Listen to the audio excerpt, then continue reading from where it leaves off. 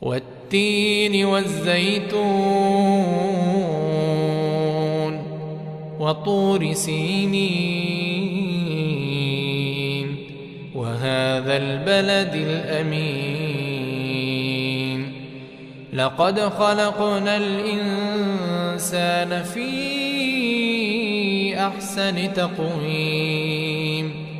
ثم رددناه أسفل سافلين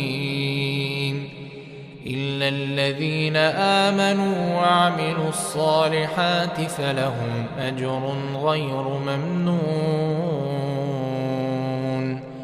فما يكذبك بعد بالدين أليس الله بأحكم الحاكمين